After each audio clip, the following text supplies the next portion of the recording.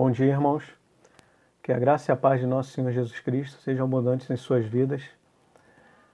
Bem, dando continuidade à lição que trata sobre o Espírito Santo, seu fruto e caráter cristão, na lição anterior, que se encontra no canal do YouTube, na página da CIB Luz, nós tratamos das manifestações do Espírito Santo na Palavra de Deus, tanto no Velho Testamento quanto no Novo Testamento. Nós conceituamos o Espírito Santo através da palavra, né, as indicações que a palavra nos dá, através das características do Espírito Santo. E também nós tratamos da manifestação do Espírito Santo na igreja atual. E essa manifestação é realizada através da capacitação que o Espírito Santo, através dos dons, dá à igreja. E nós trataremos agora justamente desse ponto, que trata dos dons e dos frutos do Espírito, diferenciando cada um deles. Para início, os dons eles são divididos entre os cristãos. Eles também não são sinônimos de maturidade cristã. Eles não são sinônimos de maturidade cristã. E ajudam a definir o que um cristão faz. 1 Coríntios 12, capítulo 12, versículos 7 a 11, trata das manifestações do Espírito Santo, através dos seus dons. Vamos reler o texto. Mas a manifestação do Espírito Santo é dada a cada um para o que for útil, porque a um, pelo Espírito, é dada a palavra de sabedoria, e a outro, pelo mesmo Espírito, a palavra da ciência, e a outro, pelo mesmo Espírito, a fé, e a outro, pelo mesmo Espírito, os dons de curar, e a outro, a operação de maravilhas, e a outro, a profecia, e a outro, o dom de discernir os espíritos, e a outro, a variedade de línguas, e a outro, a interpretação das línguas. Mas um só e o mesmo Espírito opera todas essas coisas, repartindo particularmente a cada um como quer.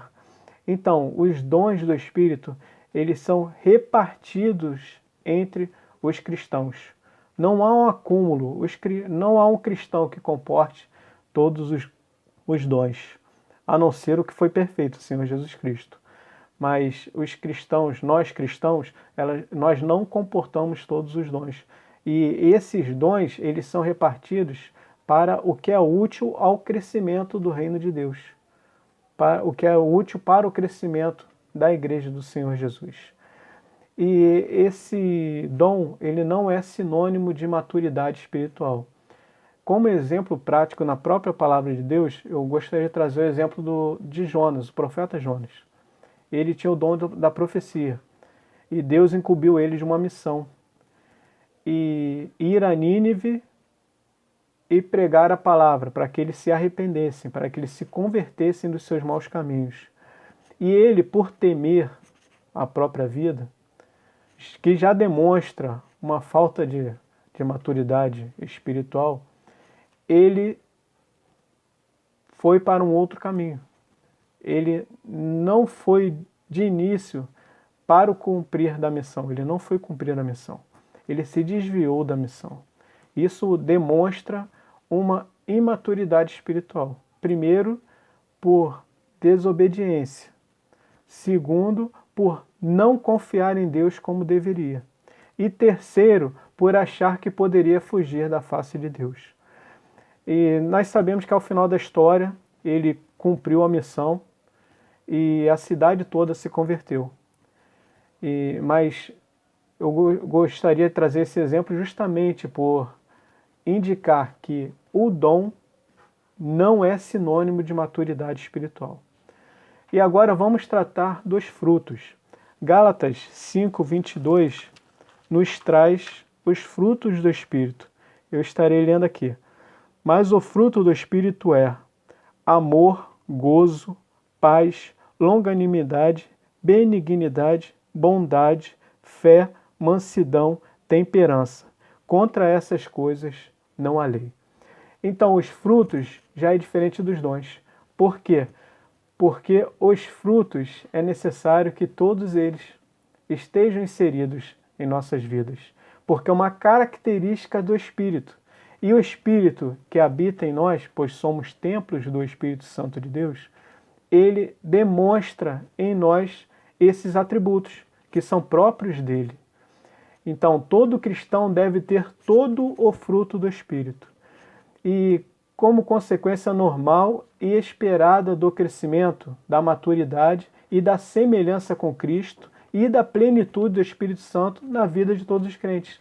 Então, é normal, é esperado que esses frutos sejam reflexos em nossas vidas, que possamos demonstrar através de nossas atitudes esses frutos, pois nos tornam, através do Espírito Santo, nos tornamos a semelhança de Cristo. E a plenitude do Espírito em nós produz esses frutos. O fruto do Espírito ajuda a definir o que um cristão é. Não é descoberto, como acontece no caso dos dons, mas se desenvolve mediante o andar do cristão com Deus, visto que o cristão entrega a sua vida à direção do Espírito Santo. Então o Espírito Santo começa a conduzir todo o processo. E quanto mais próximos, mais íntimos formos de Deus, maior vai ser a atuação do Espírito Santo em nós.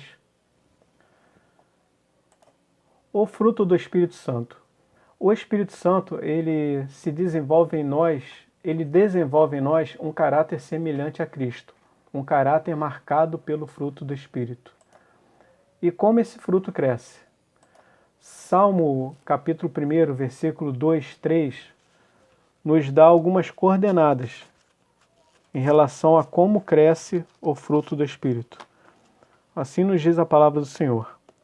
Antes tem o seu prazer na lei do Senhor, e na sua lei medita de dia e de noite, pois será como árvore plantada junto a ribeiros de águas, a qual dá o seu fruto na estação própria, e cujas folhas não caem, e tudo quanto fizer prosperará. Aqui o salmista faz uma analogia do crescimento dos frutos do Espírito com uma árvore, com o crescimento dos frutos de uma árvore. E esse crescimento, ele tem como consequência o versículo anterior, que trata da meditação na palavra do Senhor. Quando nós reconhecemos a palavra do Senhor como regra de fé e prática para as nossas vidas e obedecemos a palavra, ela começa a produzir esses frutos em nós. Assim como o fruto na árvore, ele cresce junto a ribeiros de águas, assim somos nós. Quando meditamos, quando nos aproximamos mais do Senhor, através da sua palavra, através da oração com Ele, do diálogo com Ele, porque Ele é um Deus relacional e assim também o Espírito Santo, Ele se relaciona conosco, sendo uma das pessoas da Trindade, como falei anteriormente. Então, é necessário que nós estejamos ligados à videira. O João 15, 4 e 5 também trata disso. João 15, 4 e 5 fala justamente assim, nos traz João 15, versículos 4 e 5. Está em mim e eu em vós. Como a vara de si mesma não pode dar fruto, se não estiver na videira, assim também vós, se não estiverdes em mim. Eu sou a videira, vós as varas. Quem está em mim e eu nele, este dá muito fruto, porque sem mim nada podeis fazer. Então, aqui o Senhor Jesus Cristo, ele faz uma analogia também à árvore. Ele como a videira e nós como as varas presas à videira. E se nós não estivermos ligados à videira, nós secamos, murchamos, morremos. Então assim, a nossa busca em intimidade com Deus deve ser constante. Esse é o nosso processo de santificação, nosso processo de maturidade espiritual, de crescimento espiritual. Então, quanto mais próximos de Deus estivermos, mais notórios serão os frutos do Espírito em nós. Então, novamente, esses frutos eles crescem através da meditação na palavra, através da permanência na videira, permanência próximo às fontes da água, porque as fontes de água jorram do trono de Deus, através da obediência à palavra e da perseverança. Devemos ser perseverantes, não devemos esmorecer, não devemos desanimar, porque o Senhor Jesus também garantiu que no mundo teríamos aflições, mas que tivéssemos bom ânimo, porque Ele venceu o mundo. Então, nós devemos meditar na palavra de Deus, nós devemos obedecer à palavra de Deus, nós devemos permanecer na palavra. O Senhor Jesus Cristo é a palavra. Interessante que a todo instante as pessoas da Trindade elas se interligam nesse processo de maturidade cristã, de crescimento espiritual, de produção dos frutos.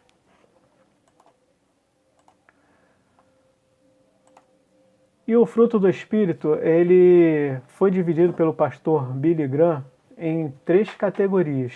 Eu gostaria de aqui deixar com os irmãos o registro dessas 3 categorias dos frutos do Espírito.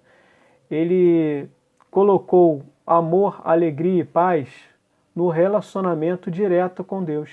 Por quê? Porque Deus é quem produz isso em nós. Ele produz o amor, ele produz a alegria, ele produz a paz. E agora, na outra classe, na segunda classe, tem a paciência, delicadeza e a bondade. É no trato com os outros que demonstramos esses frutos.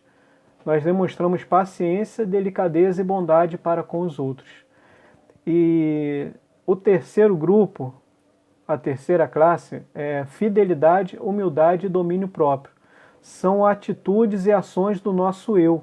Então, é quase que um relacionamento interior.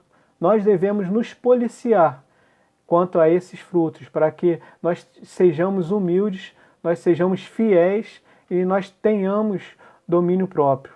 Ele então dividiu os frutos do Espírito em 3 grupos, e no primeiro grupo, como eu disse, amor, alegria e paz, e esses frutos eles estão expressos no nosso relacionamento com Deus. No segundo grupo, que trata da paciência, delicadeza e bondade, esses frutos são expressos no nosso relacionamento com os outros.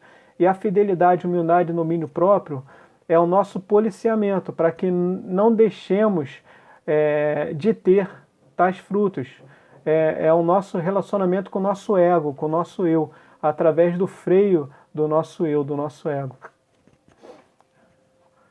E para terminar, irmãos, eu gostaria de estar repetindo aqui quais os frutos do Espírito, que se encontram em Gálatas 5:22, que é amor, alegria, paz, amabilidade, bondade, fidelidade, mansidão e domínio próprio. E para nossa reflexão pessoal, para nós refletirmos a respeito de quais são os frutos ou quais dessas características que nós temos como mais importantes para as nossas vidas, aquelas que nós possuímos mais e as que não possuímos mais. Para quê? Para que nós possamos, naquilo que somos fracos, nos tornarmos fortes em Deus, pedindo a Ele que nos capacite e nos reforce em determinados frutos que, por acaso, venhamos a ter a manifestação assim diminuta deles, e pedindo também a Deus, né, para que possamos permanecer naqueles frutos que verdadeiramente temos grandes manifestações dele em nossas vidas. Eu agradeço a Deus a oportunidade, ao pastor Billy Graham também por essa oportunidade. O pastor Billy Graham que eu citei é o falecido, não é o nosso pastor Billy Graham, é o pastor norte-americano que eu citei aqui. E eu gostaria de agradecer aos irmãos também por pela paciência, né? E que Deus a todos abençoe, em nome do Senhor Jesus Cristo. Amém.